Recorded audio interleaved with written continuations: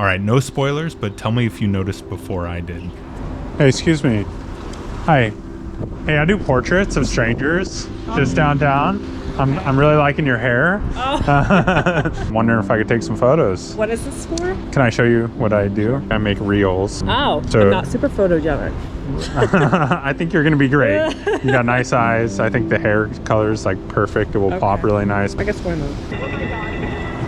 Oh my gosh, I didn't even realize that. Yeah. Oh yeah.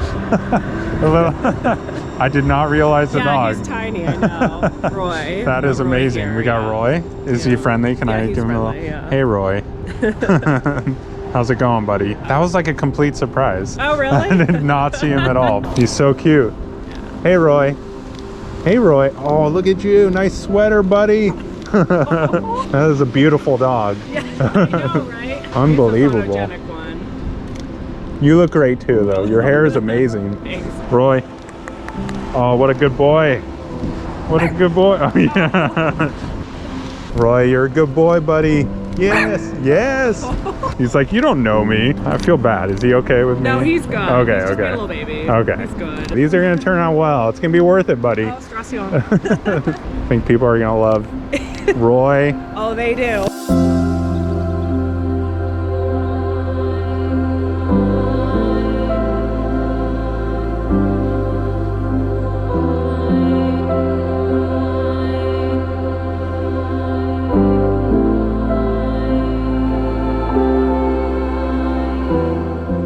Sometimes I get messages, people telling me I should do more dog portraits, and do not get me wrong, I love dogs. I grew up with golden retrievers, and I had my own golden retriever in my 20s. His name was Wally. He was a big, beautiful golden retriever, and I'm going to put a picture up so you can all see how beautiful he was. He lived until he was 10 and died of cancer, unfortunately, but I miss him. He was my best bud. But when it comes to portraits, I just prefer humans. I just connect really well with humans, especially older people. But the problem is 80 to 90% of older folks that say over 60 just say no. But when they do say yes, it is amazing because they are usually really unfiltered, because it's not like they have a boss looking over them. You know, they're retired. They don't really care. They're going to tell you how it is. What did it feel like when you knew you were coming home? Oh, are you kidding me? I got on a plane, a jet, a charter jet, everybody who was going home, right? With 5 stewardesses. And I mean, they were stewardesses in those days, you know? And we started in a smoke pot all the way home. All the way home. Wow. And I brought back 5 pounds of real good pot in my bag. Nobody checked it. Yeah. Wow. They cut me loose in San Francisco at the Presidio. 1969, San Francisco, right? And I had about $5,000 or $6,000 from separation money. Okay. And 5 pounds of pot. In 1969 in Haight-Ashbury. Yeah. I was good. Finally, my father came, about after 4 months, my father came and got me. How did you find out where you were? Oh, my sister told him, because she lived in New York City then, and I had called her. Because I asked her if she wanted any of this pot or should I sell it all. And she wanted some, so I was going to take some of it. Yeah. So you were just kind of partying, celebrating. Yeah, I was winding down. Yeah. My father getting the car. Were you ready to go? Oh, yeah. I had to go back to school. I knew that. How old were you? 19. Whoa. Really young. Yeah. I remember being 19. You don't really think about tomorrow all that much. Oh, God. I was immortal. We had just met on the street. Hey, I do portraits of people and interview people in Portland. I think you'd be a cool subject, yeah.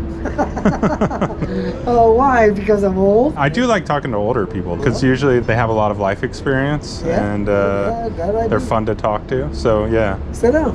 Yeah? All right. My name is James. James, I'm Ryan. I'm 77. I would have put you at like 60. You're looking good. Well, you know, as any 77-year-old, you have shit breaking down. Do you feel pain more often? Oh, yeah. Yeah. Oh, yeah. What kind of pain is it? All over. Where do you feel the most pain usually?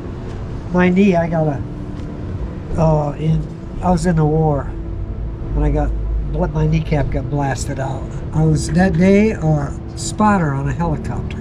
A spotter would find some bad guys, then the pilot would go over there, and the gunner and myself would shoot the bad guys.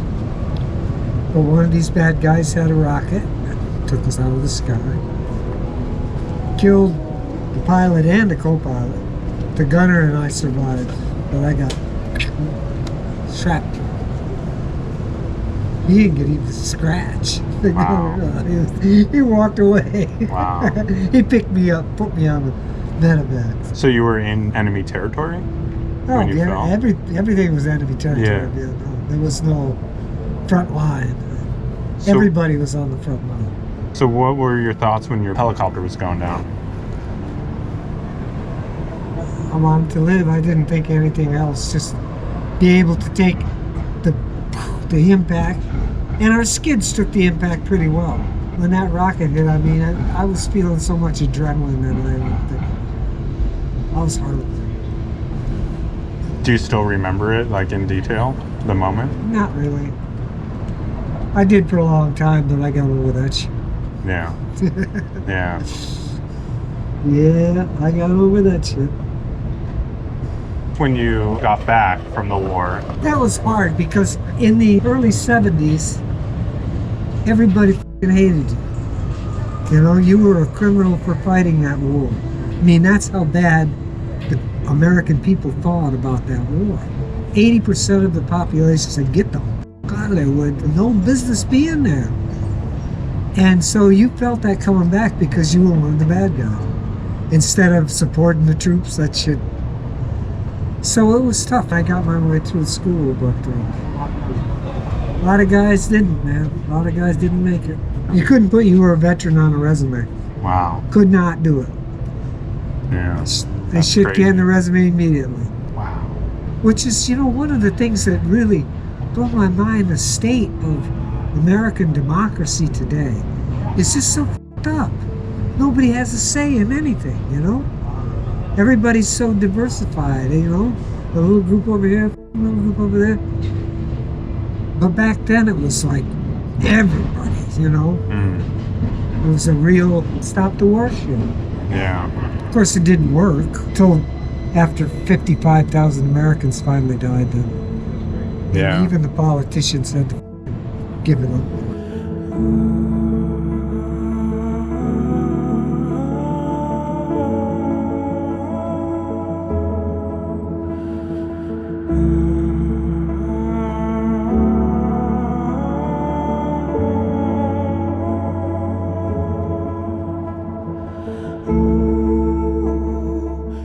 So I've been doing portraits for about 3 years now, and I recently have been thinking about all of these informal rules I've created for myself when I'm out on the streets, kind of like how I behave on the streets.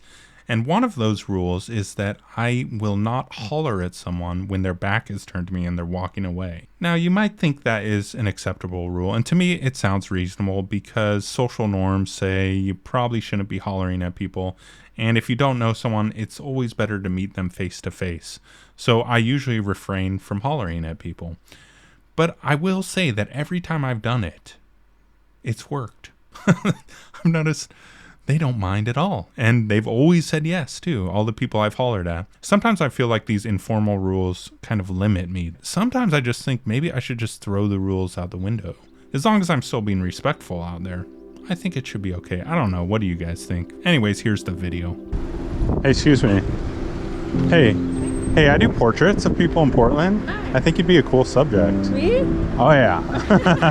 Thank you. You said that like you weren't sure. Well, I don't know. I usually get asked for my picture. Can I show you what I do? Sure, yeah. That way you can know what you're kind of getting into. And I do portraits. Oh, yeah, I've seen your thing. You've seen this? Okay, Yeah, okay. totally. So you down? Yeah, sure. Okay. What's your name? Natalie. Natalie? I'm Ryan. Nice to meet you. Are you a Portlander? No, I'm from Chicago. So you're visiting Portland? Or? No, I live here, so I am a Portlander. Oh, okay, Not okay. Like an OG. Let's go for it. Oh, do that again. Like, yeah. There you go. Just look up. Not into the sun, though. I don't want you to, like, burn your eyeballs. Yeah. That is amazing. Yeah. I love the dramatic flair you have. You're just coming with the drama. Little Scorpio vibes. I got you serious. You like the serious stuff, I though? do sometimes. Someone might say I'm like too serious. You might be too serious. I believe it. So much good stuff here. Thank you so It's gonna be crazy trying to decide. What are you passionate about? I love dance, freedom and creativity and movement. It's just something so beautiful. To this day, it helps me get through so much like BS. It makes you just forget about all your problems. What's something you're great at? I think chasing the things I want in life. If you could tell the world one thing, what would you tell them? Be there for each other. We're in such scary divide, and I think we lose hope. Love one another as best as you can.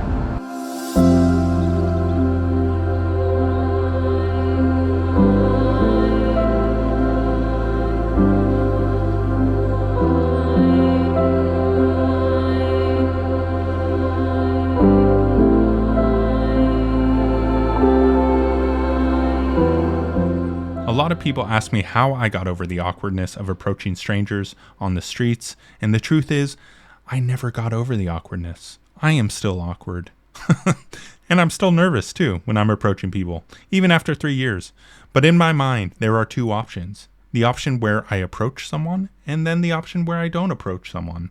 And I know the outcome I want to achieve. And to achieve the outcome, I need to approach. So I try my hardest to always take that option. That being said, I am a human, and because of my nerves, sometimes I fail. Sometimes this perfect subject will walk right by me, and the words will not come out of my mouth, and then I will kick myself very hard. But I always can pick myself back up because I'm consistent, and I still have passion for my craft. And passion, by the way, is a great thing, but it's not the only thing. Passion will help you when you're first starting out, when you're just getting into a new hobby, or you're trying to build something great or achieve a dream. Passion will get you there for like a year. But what you need for the long haul is discipline. I've been doing this 3 years, and I go through massive waves where I feel like I'm at the top, and then sometimes I'm at the bottom, and sometimes those bottoms plateau for a long time. I get the sense that a lot of people think that I'm just always on the up and up because I have a fair number of followers, but it is not like that at all. But the reality is, I still have passion, I still have discipline, and I still love the craft. So I always show up, regardless of where I am on the wave. If I'm gonna be crying in public or something, I at least gotta be wearing an outfit where someone goes, oh, but they're so cute.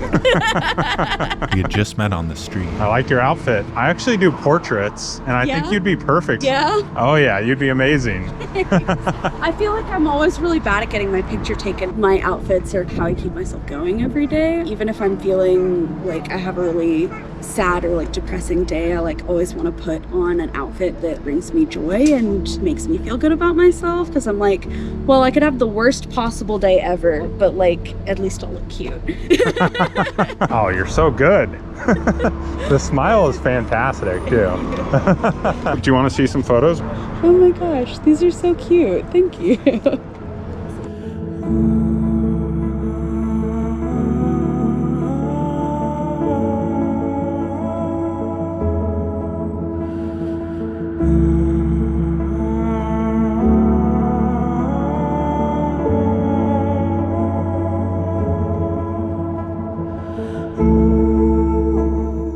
Right, we're on our last video, and this one was very difficult for me to make, mainly because I felt very unskilled and unprepared for this situation, because the subject at hand was very serious, and I put a lot of pressure on myself to do an excellent job.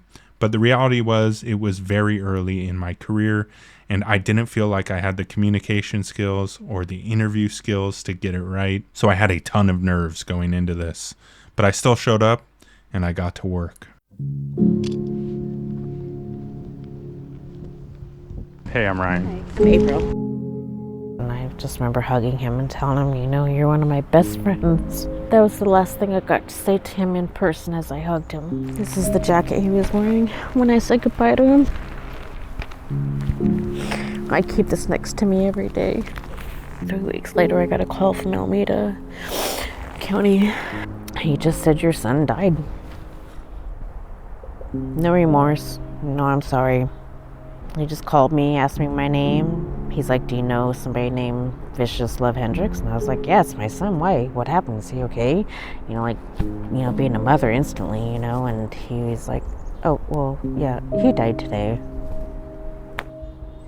I asked if they had the right person. My emotions? Empty. emptiness. A black hole.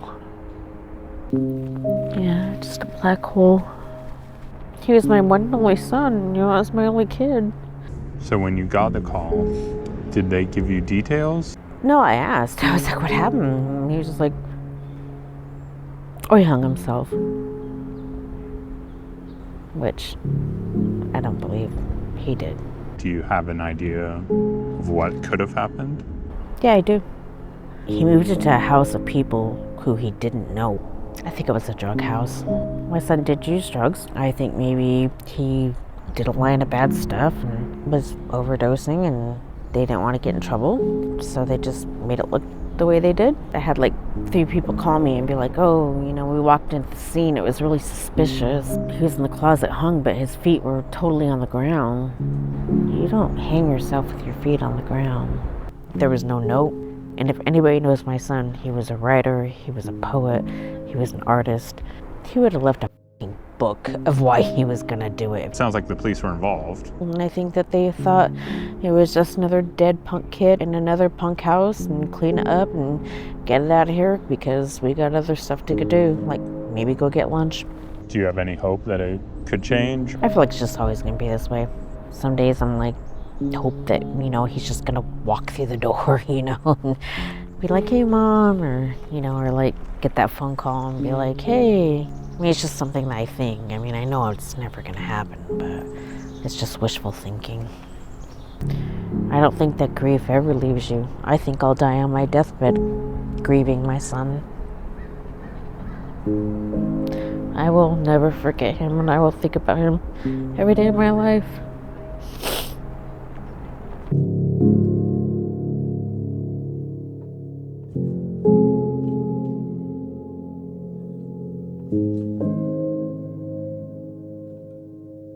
Thank you.